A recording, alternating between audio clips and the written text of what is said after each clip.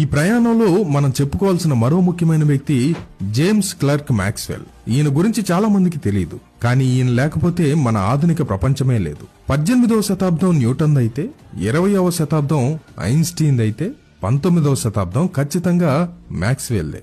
Maxwell తల్లి తన చిన్నప్పటి నుండి ఆయనకు look at God through nature అని నేర్పించేది. అనగా ప్రకృతి నుండి దేవుణ్ణి చూడాలని ఆయన తల్లి చెప్పేది.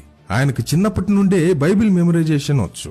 8 ఏళ్ల వయసులోనే బైబిల్లోని అతిపెద్ద అధ్యాయమైన 119వ కీర్తనను మొత్తం చెప్పగలిగేవాడంటారు. ఆయన కనుగొన్న సమీకరణాలు మ్యాక్స్వెల్స్ ఈక్వేషన్స్ మన ప్రపంచాన్ని మార్చేశాయి. రేడియో వేవ్స్ కనుగొన్నది అవే, కాంతి వేగాన్ని ఊహించింది అవే, మనం చూసే కలర్ టీవీ, విమానాలు, మనం వాడే రేడియో అన్నీ ఆయన పని మీదే ఆధారపడి ఉన్నాయి.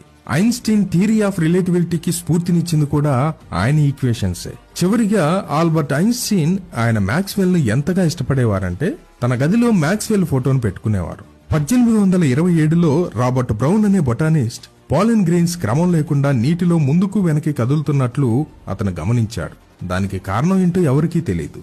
అయితే ఐన్స్టీన్ ఆ పుప్పొడి రేణువులను కంటికి కనిపించని నీటి అణువులు ఢీకొట్టడం వల్లే అవి అలా కదులుతున్నాయని గణిత శాస్త్రపరంగా నిరూపించారు. దీంతో అణువుల ఉనికిపై భౌతిక శాస్త్రవేత్తలకు పూర్తి నమ్మకం కలిగింది. అణువులను గురించిన ఈ అద్భుత ప్రయాణంలో దేవుని యందు విశ్వాసం ఉంచిన ఎందరో శాస్త్రవేత్తలు దేవుని సృష్టిలోని క్రమాన్ని మనకు చూపించారు. కానీ ఇప్పుడు అసలైన ప్రశ్న, ఈ అణువుల భవిష్యత్ ఏంటి? ఈ విశ్వం ఎలా అంతమవుతుంది?